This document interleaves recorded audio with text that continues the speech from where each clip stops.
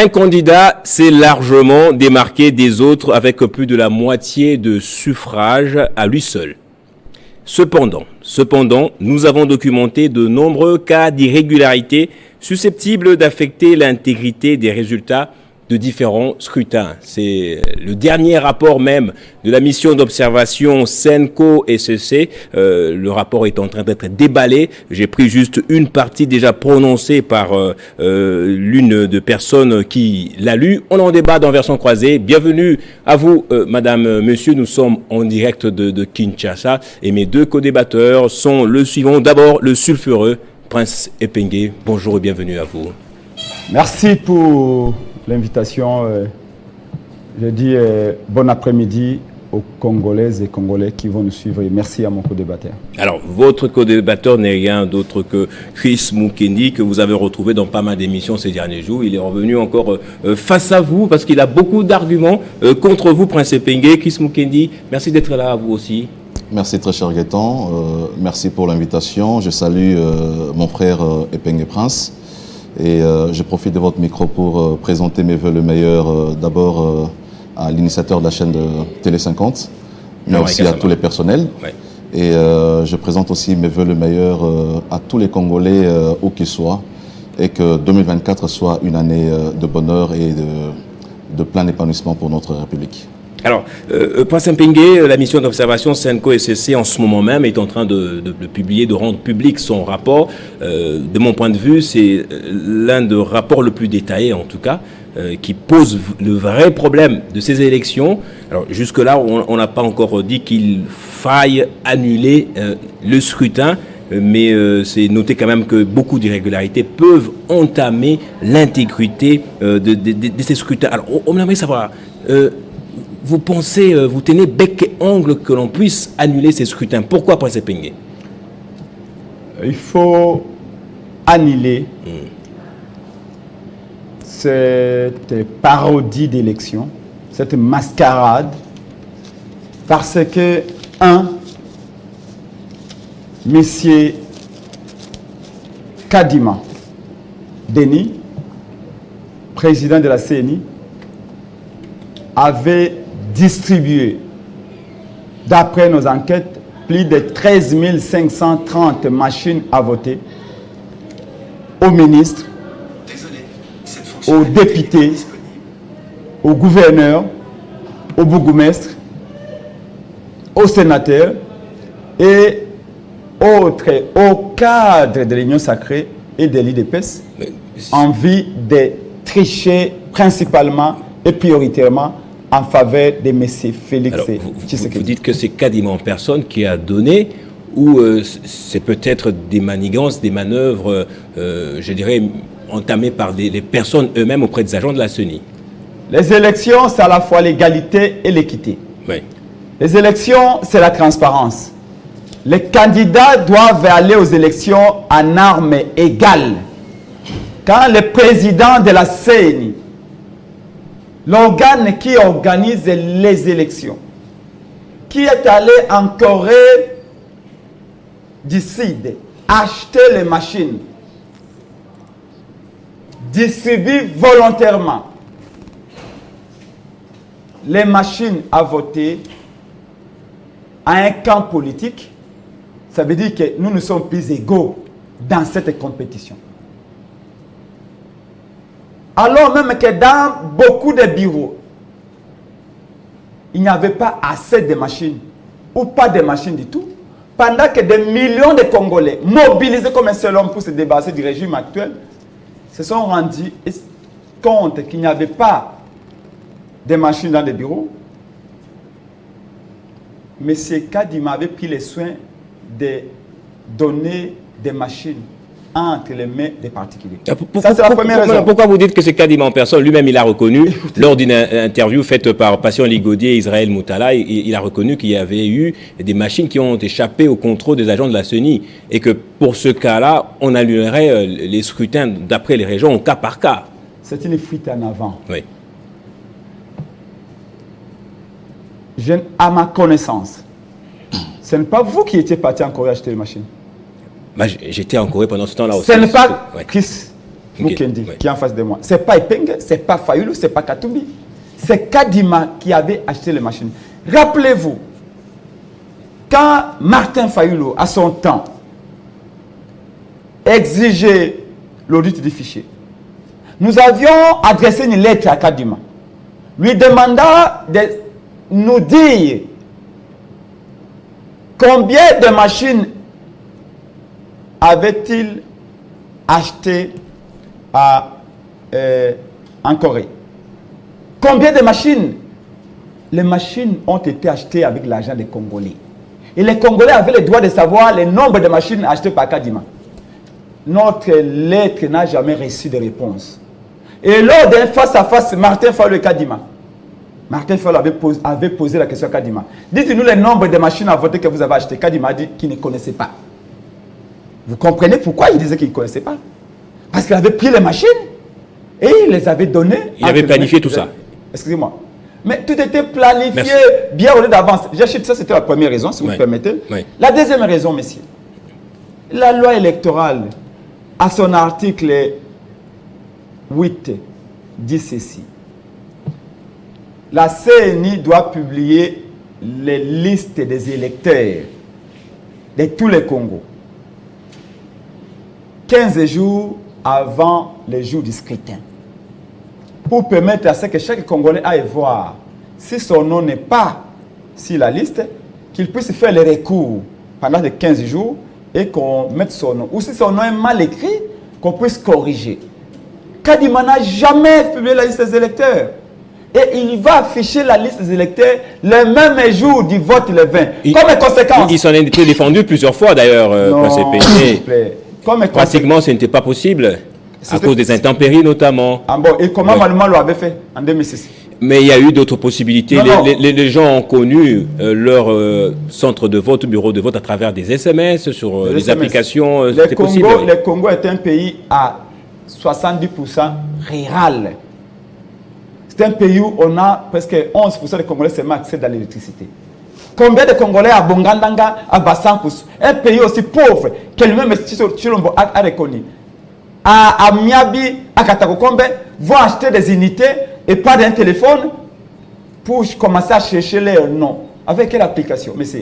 Mais ne faites pas l'avocat du diable. Je reviens. Comme conséquence, je vous ai dit, rapidement, des non-affichages, des non-conformités à l'article 8 de la loi électorale, mais les Congolais se sont rendus les jours du vote.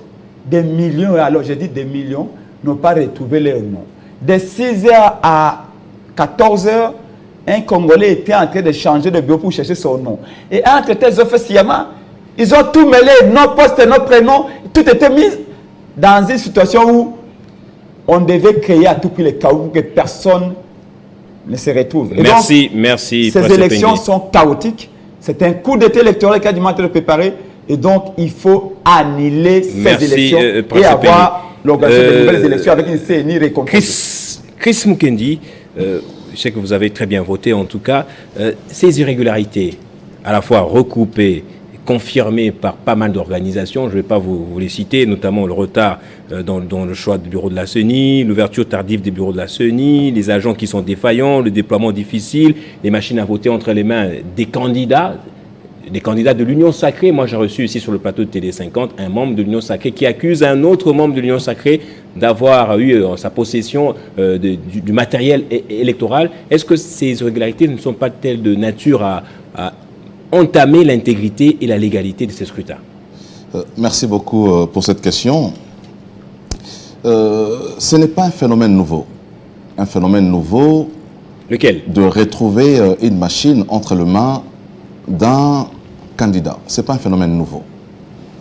Seulement, comment la CENI réagit lorsque on retrouve une machine entre les mains d'un candidat? C'est ça le vrai problème, ou la vraie problématique. Vous avez suivi le communiqué de M. Kadima qui a parlé de l'annulation du scrutin dans des zones où on a constaté de bourrage des urnes, où des candidats s'étaient méconduits. Mais c'est à quelle échelle? C'est ça la question. Non, mais justement, oui. à quelle échelle le rapport va nous dire, les rapports de la CENCO notamment, mais aussi les rapports de la CENI que nous attendons. Okay. À quelle proportion des irrégularités on peut dire qu'une élection peut être annulée? Est-ce que, parce que nous aurons constaté que sur le 145 territoires qui composent le Congo, nous avons constaté dans 2 ou 3 territoires qu'il y a des irrégularités, faudra-t-il pour autant annuler les élections? C'est pas 2, ce n'est pas que 2. Non, j'ai dit, je prends un exemple. C'est un exemple. Il faut parler maintenant en termes. C'est une dizaine. Il faut parler maintenant. Mais non, Moi, même si on parlait d'une dizaine, en termes de pourcentage, ça représente combien pour que nous puissions annuler de manière globale toutes les élections qui nous ont coûté plus d'1 milliard de dollars? Voilà, moi je dis, s'il y a des irrégularités, moi je l'ai constaté moi aussi, hein, nous les dénonçons. Mais faudra-t-il pour autant annuler les élections? Et pour quelle fin après?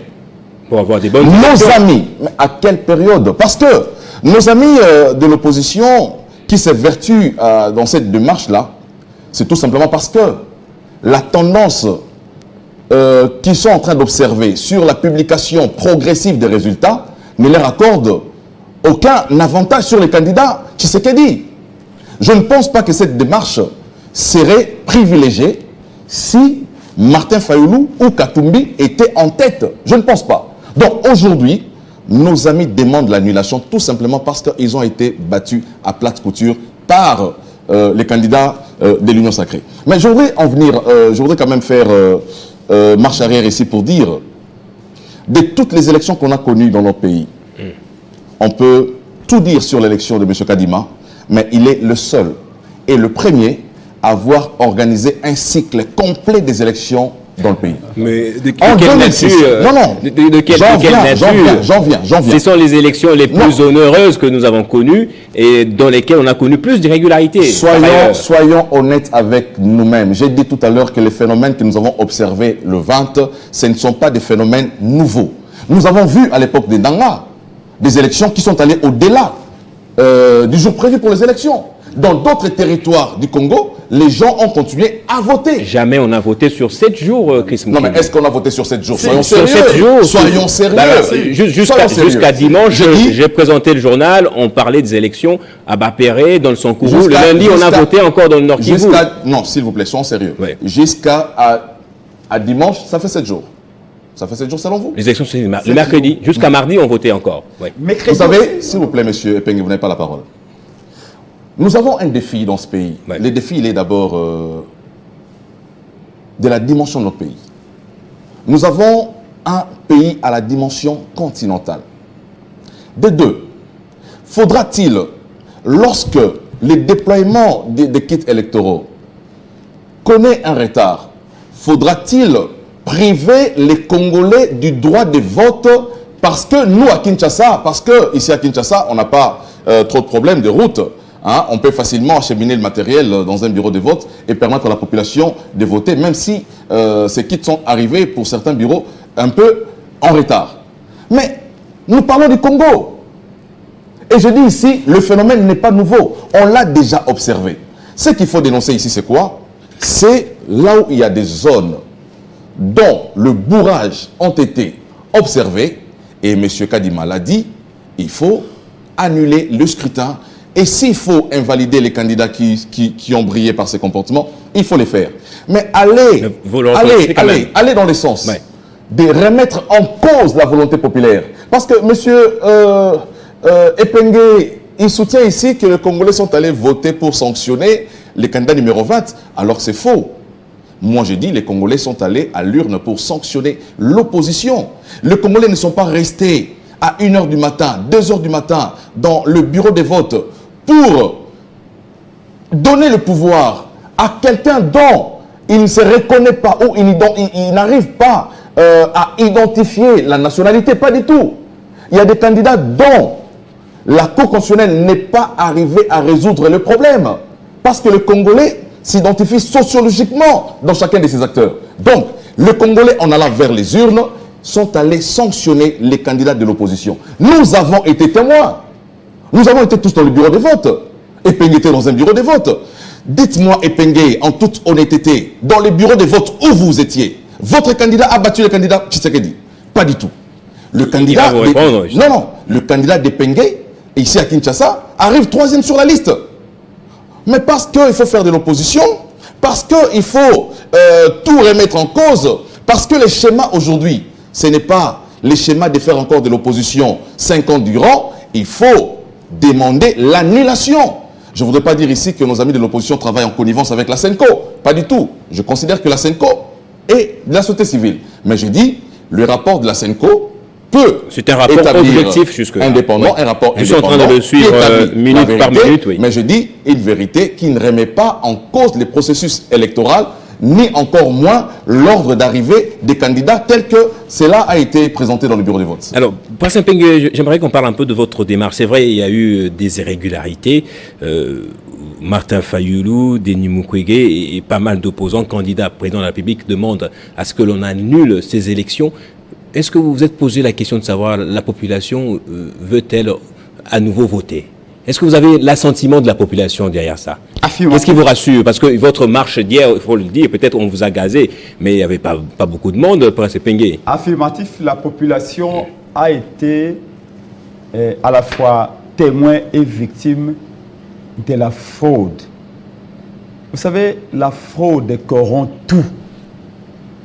Chris Mukendi veut minimiser les dégâts. Vous savez que 5 ans, pendant 5 ans, le peuple ne décide qu'une seule fois de qui va décider si son avenir. Et croyez-moi, et je remercie les Congolais, bravo à vous tous là où vous êtes. Vous avez pris ces élections très sérieuses parce que il s'agit de leur avenir. Regardez. Qui ont attrapé les députés de l'Union sacrée avec des machines? C'est notre peuple, non? C'est pas moi, Epengue. C'est le peuple qui a attrapé les ministres avec des machines. D'autres se sont des sénateurs avec des machines. Des policiers qui gardent des députés avec des machines. Des gouverneurs avec des machines. C'est notre peuple. Ça veut dire quoi? Ça veut dire qu'ils voulaient en finir. Mais ces députés-là, ces sénateurs-là, ces gouverneurs, tous sont de quel camp? De l'Union sacrée. Si le peuple était avec l'Union sacrée, il allait vous laisser faire. Mais si le peuple a attrapé un à un les ministres, les députés, gouverneurs, au cas de l'IDPS, c'est parce que le peuple voulait s'en débarrasser. C'est de un. De deux, il dit qu'il y a les tendances. Premièrement, c'est le plan de la loi. La CNI n'est pas habilitée à faire des tendances. Nulle part où vous regardez. Dans la loi électorale, la CNI peut faire des tendances. C'est plutôt les journalistes qui font des tendances. Voyez en France, par exemple, quand TF1 donne le résultat à 20h, ce n'est pas la CNI. C'est les tendances, les instituts de sondage. Sérieux. Malheureusement, on n'en a pas au Congo. Et vous, vos tendances d'après les témoins et les observateurs que vous avez déployés, ça donne quoi? Oui. C'est la loi électorale qui nous donne la voie à suivre. Oui. La loi électorale dit que la CNI doit prendre des résultats consolidés. Et il donne des résultats provisoires. Mais la loi électorale ne dit pas que la CNI va donner des tendances. Ça n'existe nulle part. Si la loi électorale est démocratique, vous avez la commission, vous avez la loi électorale, lisez-la. C'est vrai, la CNI a employé le mot tendance, mais on parle aussi des résultats partiels. Non, mais parce qu'on suit l'évolution au fur et à mesure. Ça ne se fait pas comme ça. Mais tout a été boutiqué. Ouais. C'est bien rodé d'avance. Vous savez, il n'y a pas de crime parfait. Quand il met pris dans son propre péché, au lieu d'entendre que tous les bureaux finissent de voter. Non, lui il dit des résultats, des tendances. Il n'y a pas de tendance à donner. C'est les journalistes qui peuvent s'amuser avec des tendances. Mais la CNI, elle, entend des résultats consolidés et donne les résultats provisoires. D'où vient cette histoire des tendances? C'est pour préparer les esprits. Pourquoi? Ce n'est pas une façon de montrer qu'on est transparent, là. Non. C'est nouveau, non? On a quand même un centre Bossolo avec des journalistes accrédités. Nous en avons peut-être 2 Télé 50. Il y a Rachel Kitita, beaucoup d'autres qui font des lives. Oui. Ce qui est nouveau, c'est ce qui est là. C'est la manière de tricher qui est nouvelle. Ah bon, ok. on vous construit un chapiteau et le metteur en scène de la fraude de Kadima lui-même est là et est en train de raconter sa vie. Les Congolais ne sont pas bêtes. Je vous ai dit que les Congolais étaient témoins et victimes à la fois. Ils étaient dans le bureau de vote. Qu'est-ce que nous parle de « Oh non, c'est pas parce qu'on a eu un retard de 6 heures. » Nous sommes à Kinshasa. Comment à Kitambo magasin ici, les machines peuvent arriver à 16 heures. À Kitambo magasin. Comment Massina, une machine peut arriver à 17 heures à Massina? C'est Kadima qui avait fait un communiqué en disant la CENI est prête pour les élections. C'est peu comme une maman qui appelle toute sa famille, qui appelle son mari en disant à table. Quand maman nous appelle à table, c'est qu'elle est prête, non? Nous tous on vient avec l'idée que non, on va manger. C'est Kadima qui a dit qu'il était prêt, tout était prêt. Mais comment les machines arrivaient à 16h, 17h à Kinshasa? À Bagata, les élections ont eu lieu le 20, les machines sont arrivées le 23. C'est Kadima était prêt. On ne pouvait pas voir ça. Mais vous croyez que c'est un hasard? Non, c'était tout planifié. Si le plan légal. Qu'est-ce que ça donne? Qu'est-ce que ça donne vos tendances à vous, peut-être, les résultats que vous consolidez, vous, de votre côté, en tant qu'opposition, en tant que Martin Fayulu? Je vous ai dit que la fraude corrompt tout. Même chez vous, là, c'est corrompu. Oui. Mais non, mais quel résultat voulez-vous? Le PV que moi j'ai, c'est le PV d'une machine qu'on a échangée. Ok. Une machine qu'on a votée toute la nuit, Fatih. Vous imaginez un ministre qui donne à son policier, ses gardes, 2 casiers de bière, avec 2 machines. Et toute la nuit, il ne fait que voter numéro 20. Il prend une bière, numéro 20, numéro 20, numéro 20. Pendant 48 heures. Et on nous avait vanté ici que ces machines soient sécurisées. Non, moi-même, j'en ai fait l'expérience. Cette sorte de simple imprimante. Tu peux voter 1 million de fois. Dans cette machine, la machine ne détecte pas. Ah bon? Si. Alors, non, qu'est-ce qu'il y a eu des irrégularités? Je vous donne la vérité. Je vous donne la déballer. Je vous donne le portrait robot de comment il a planifié. Vous savez quoi? Kadima était un expert en matière de surveillance électorale. Il a fait peut-être 20 pays africains. Il m'a déjà invité par le passé. Ok.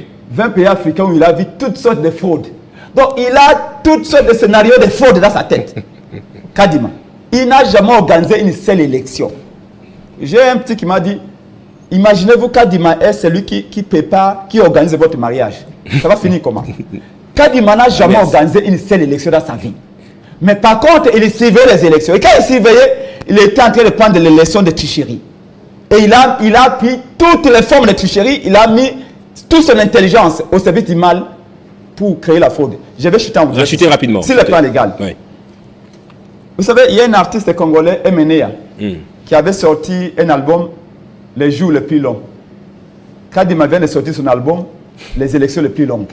Alors, vous êtes beaucoup dans les analogies, là. Merci, en tout cas. Le calendrier électoral dit que les élections se tiendront le 20 décembre. C'est le calendrier. Le calendrier ne dit pas que les élections se tiendront le 20, le 21, le 22, le 23, le 24, le 25, le 26, le 27, parce que les élections puissent faire.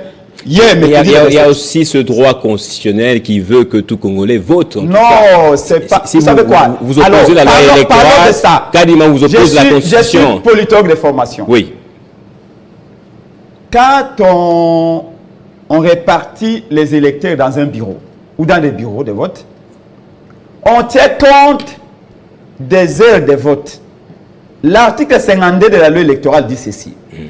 Les votes commencent de 6 heures et s'arrêtent à 17 heures. Et quand on répartit les électeurs dans un bureau, on tient compte de ce laps de temps. De 6 heures à 17 heures. Dans un bureau, on doit avoir minimum combien d'électeurs? On sait que de 6 heures à 17 heures, si on connaît des pannes, si on connaît quelques pépins, on peut récupérer 1 heure. C'est-à-dire que de 6 heures, on dépasse 17 heures, on peut arriver jusqu'à 18 heures, 19 heures. Merci. Mais pas dépasser 7 jours. Ça ne se fait pas. Tous ces résultats-là sont nuls. Deuxième, je vous ai donné l'article 52. Le même article 52. Je reviens vers vous. On va écouter Chris Mukeni. Le même article 52 de la loi électorale dit ceci. Le même article 52 de la loi électorale dit ceci. L'élection ne peut avoir lieu que les jours fériés. Oui. Voilà pourquoi l'État a décrété, le gouvernement a décrété. Mercredi, c'est un jour férié. Oui. Mais quand il organise les élections, les jeudis, les vendredis, les samedis, ce ne sont pas des jours fériés. Voyez-vous? Et donc, tout a été fait En fait, pour Kadima, il est protégé par Félix Tshisekedi. Il a organisé la fraude pour Félix Tshisekedi. Personne ne l'arrêtera. Mais croyez-moi, vous avez vu qu'on a marché hier. Oui. On a blessé 12 personnes. Oui. Certains sont dans les hôpitaux. Mais vous n'étiez pas nombreux dans la rue, là. Non, mais parce qu'on a barricadé. À la Tchangou, là-bas, on a mis des barrières pour que les gens ne passent pas. À Kanlouk, on a empêché les gens. Il y avait des mineurs aussi avec la police. Il n'y a eu aucun mineur. La police a tiré à balles réelles. Il y a même des douilles qui sont tombées sur le pied de Martin Fayoulou. La police est entrée jusqu'à l'intérieur du siège de l'ECD. Merci. On a tombé des chargeurs, des AK-47 remplis de balles réelles. Et nous condamnons fermement. Et nous disons, toute l'opposition, Martin Fayoulou, Dr Mukwege, Moïse Katumbe et les autres, Félix Tshisekedi veut mettre les feux dans notre maison Congo. Nous viendrons à pompier, on va éteindre les feux. Merci. Merci pour ce peigne. On va parler des prochaines activités. On va parler des prochaines activités. C'est Moïse Katumbi qui l'a annoncé d'ailleurs avant vous. Alors, Chris Mukendi, est-ce que honnêtement vous reconnaissez quand même qu'il y a une crise de confiance actuellement à l'extérieur du pays? Ceux qui nous suivent de la diaspora, ils disent qu'ils ont honte quand ils parlent des élections en RDC. Alors qu'est-ce qu'on peut faire pour essayer de résoudre ou de mettre en confiance un peu tout le monde en ce moment? Crise de confiance. Ouais. Je crois que vous me laisserez le même temps de parole. Oui, il en a eu beaucoup. Frère Epenge. Voilà, donc... allons-y. Voilà. Je voudrais quand même revenir sur ce que mon ami Epenge a dit ici. Il dit qu'Kadima est protégé par Tshisekedi. Non. Il faut que mon frère Epenge se rappelle, conformément à l'article 211, que la CENI est une institution d'appui à la démocratie. La CENI ne vient pas créer les problèmes. La CENI vient pour appuyer notre démocratie. Et qu'est-ce qu'on observe dans une démocratie? Dans une démocratie, on observe la sportivité. Malheureusement, dans les camps de l'opposition, on ne trouve pas cette sportivité. Demandez à M. Epenge aujourd'hui, même si ils disent que les résultats sont faussés, tout ça, la preuve de 1, ils n'ont pas de PV. Ils n'ont pas déployé les témoins dans les bureaux de vote pour leur apporter le résultat bureau par bureau. Ils étaient les premiers à dire... Ils n'ont rien à opposer à la CENI, c'est ça? Ils n'ont rien à opposer. La victoire de Tshisekedi est écrasante.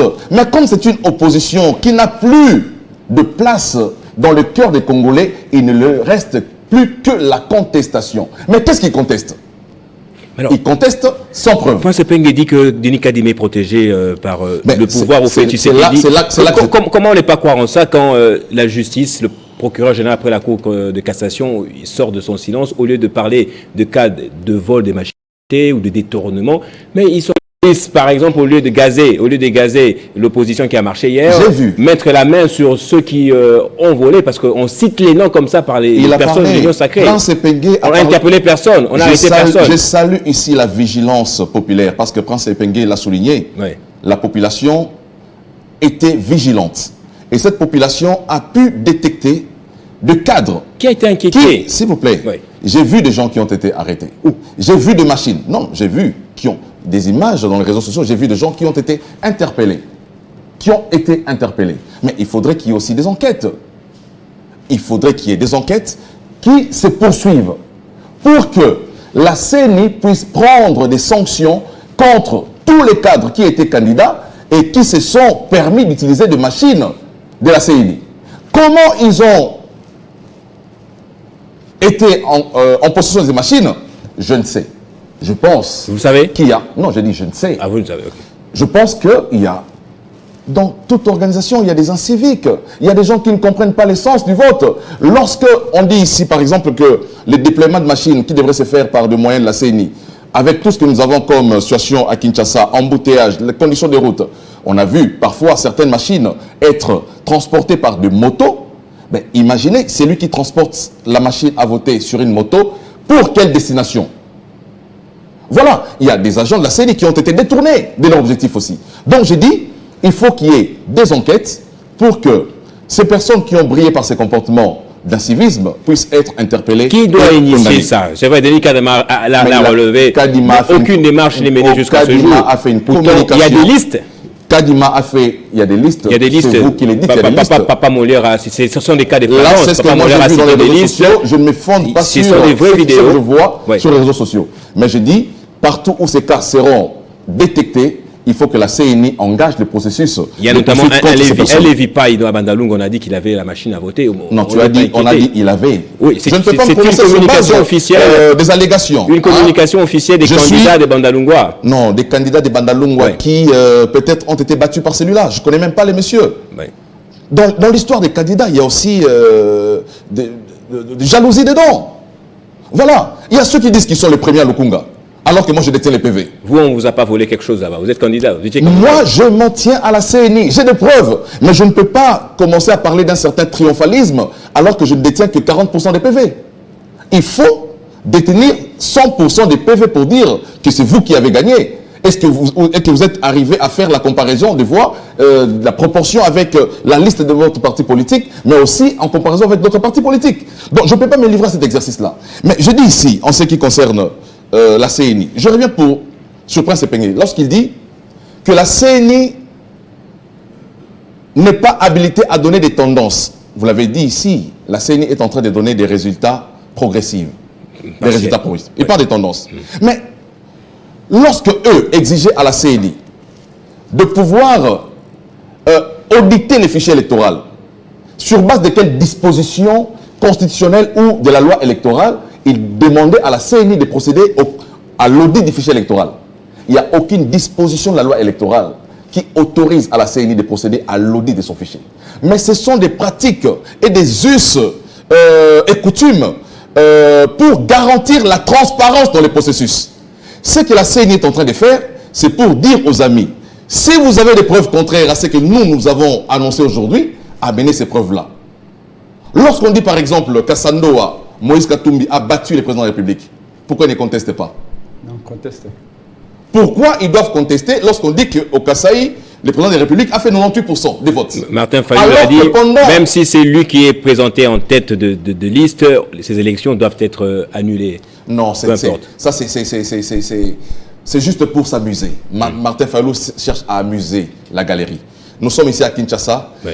Il faut dire à M. Martin Fayou que la réalité de 2018, ce n'est pas la réalité de 2023. Il n'y a plus de vérité. Moi, j'étais content lorsque j'ai appris que Martin Fayulu était candidat. J'ai dit, il sera rattrapé par la donne 2023 parce que tous ceux qui lui ont prêté des béquilles en 2023 l'ont lâché. Je l'ai dit, que Martin Fayulu ne produira rien ici, ne produira rien à travers le pays parce que le Martin Fayulu de 2018 qui a bénéficié du soutien de Bemba, du soutien de Katumbi, du soutien de Moïse, de Mouzitou, de Matungulu, de tous ces mondes-là, de Caméré, en 2023, il est sans soutien. Dans l'espace Équateur aujourd'hui, Bemba a récupéré son espace, les bouts sont récupérés et ils l'ont donné à Tshisekedi. Donc, Martin Fayulu ne pouvait pas. Je suis dans les secrets des réunions de Martin Fayulu. Rapidement, oui. Je suis dans les secrets. J'entre dans les secrets de leurs réunions à la Mouka. Martin Fayulu, qui refusait d'aller aux élections de 2023, a laissé entendre à Epengé et à tous les groupes que si je pars à ces élections, je serai humilié. On me placera à la 3e place. Il était prophète. Il était prophète parce qu'il connaissait cette réalité politique et sociologique. Donc, Martin Fayulu aujourd'hui... Rapidement, on va prendre Prince Epengé. Il ne reste pas beaucoup de temps. J'avais noté quelque chose ici sur lequel je voudrais... Vous y reviendrez. Pardon. Prince Epengé. Non, voilà, je reviens sur... 30 secondes. Lorsque nos amis parlent de l'annulation des résultats des élections, il faudra qu'ils nous disent quel est le schéma qu'ils préconisent après. Parce qu'ils étaient les premiers à soutenir la thèse selon laquelle si le 20 décembre les élections ne sont pas organisées, il y aura transition sans Félix Tshisekedi. Les élections ont été organisées de la manière dont on peut le dire. Ils ont dit encore que, j'ai noté, les élections ne sont pas organisées, il y aura transition sans. Pas un jour de plus. Sans je crois qu'il y a eu un jour où les élections ont été organisées dans ces pays. Et nos amis devraient montrer la sportivité politique.